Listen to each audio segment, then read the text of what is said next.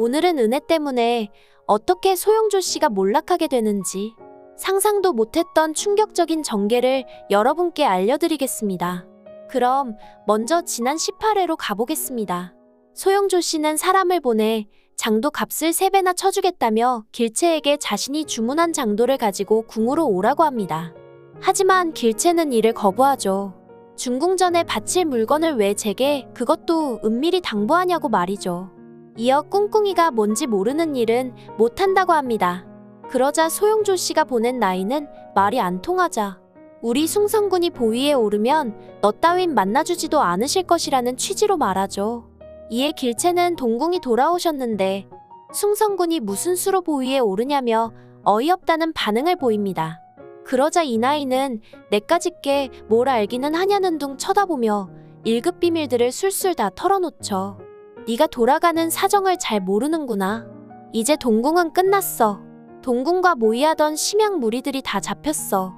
그 순간 길채는 큰 충격을 받았죠.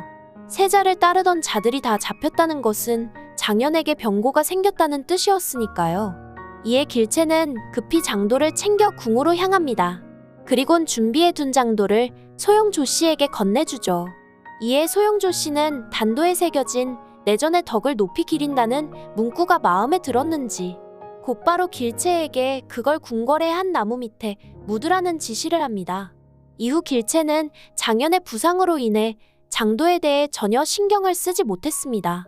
거기에다 강빈이 보낸 폐물까지 받았으니 길채가 저주 사건과 관련해 몽땅 뒤집어쓰기 딱 좋은 상황이었죠. 그런데 소영조 씨는 길채 친구 은혜를 모르고 있었다는 게 큰 패착이 되고 맙니다. 즉 은혜로 인해 소영조 씨의 모든 음모는 들통이 나기 시작하고 소영조 씨도 결국 죽게 되기 때문이죠. 그럼 왜 이런 반전이 일어났는지 지금부터 알려드리겠습니다. 소영조 씨가 보낸 나인이 길채를 찾아왔던 그날 은혜는 길채 곁에 있었습니다. 그리고 그 나인이 떠드는 소리도 전부 다 들었죠.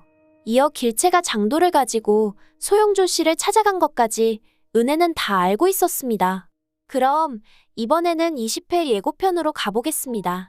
그동안 남현주는 궁궐에서 강빈을 모시던 상궁으로부터 도움을 받아 궁중 저주 사건을 조사하고 있었습니다.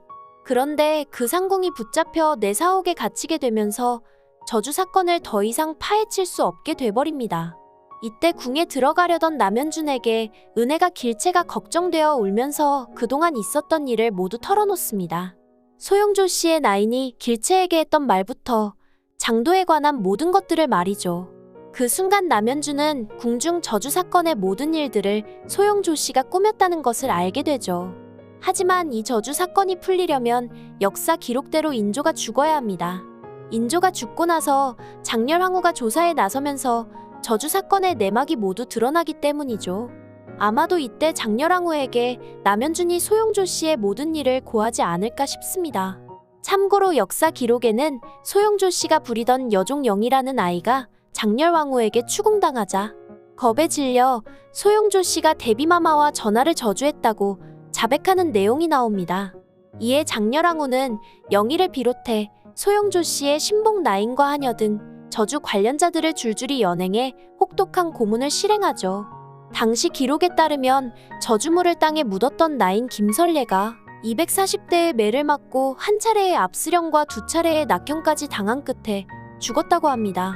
아마도 나인 김설례가 드라마 연인에서 길채 집에 찾아오고 입이 가벼워 입방정을 떨었던 소영조 씨의 그 나인이 아닐까 싶네요.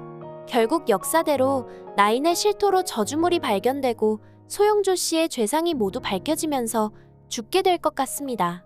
알다시피 저주물을 묻은 장소는 그 나인과 길채 그리고 소영조 씨뿐이었으니까요. 아무튼 이렇게 해서 그들과 함께 추궁을 당하던 길채는 위기에서 벗어나지 않을까 싶은데요. 병자호란 때 목숨을 빚졌던 은혜가 결국은 이렇게 길채를 살리게 되는 것 같습니다. 오늘 준비한 내용은 여기까지입니다. 구독과 좋아요 부탁드리며 많은 의견과 댓글 남겨주세요. 시청해주셔서 감사합니다.